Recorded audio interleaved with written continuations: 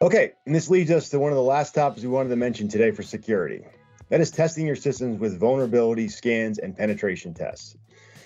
We can go through a list of certain measures you should put in place to lock down devices. You can educate users and ask them to comply with our standards. But the real way to find potential cracks in your walled-off network is simply to just test it.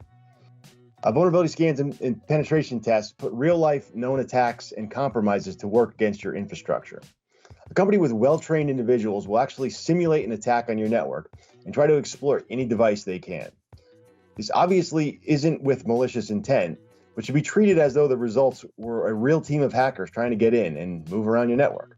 At the end of the test, the company will disclose where A, your protections were lacking, and B, where their efforts were blocked by security protections currently in place. They'll mention specifics on remediation and how you can prevent certain exploits they use to gain access to your systems. All this is done as part of the test, and no data is actually stolen or deleted. It's a good way to confirm your organization's systems are protected. Remediation can help you secure the vulnerabilities discovered, show the great importance of keeping systems up to date on latest releases of firmware. Also confirm with your cyber insurance that you've gone through the process to make sure the network and users are less of a liability. If it was confirmed that Bob's password wasn't easy to guess and couldn't be cracked in under a day, or that he even denied the MFA attempt and notified the IT team that he was compromised, this is all good proof that the protections you put into place are working. That we have is, so how often would we suggest a penetration test be ran on the entire network? Yeah, this is something you'll definitely want to do at least annually.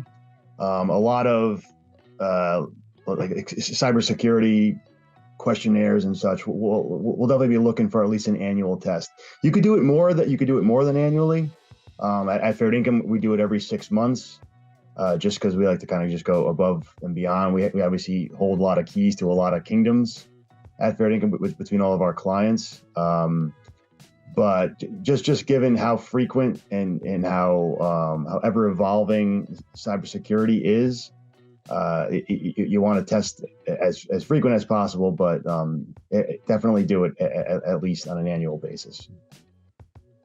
And that's sort of one of those things too, right? Where if there's a lot of network changes or new equipment stuff too, it's kind of good to get like a new penetration test at that point, because you essentially have like new potential points of entry for exactly. People to kind of get the main reason that it doesn't happen is for you because they can be on the pricey side.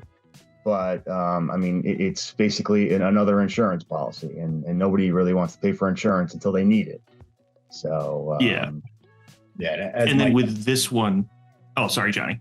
I was just gonna say, as Mike mentioned, they are a bit pricey for a full penetration test.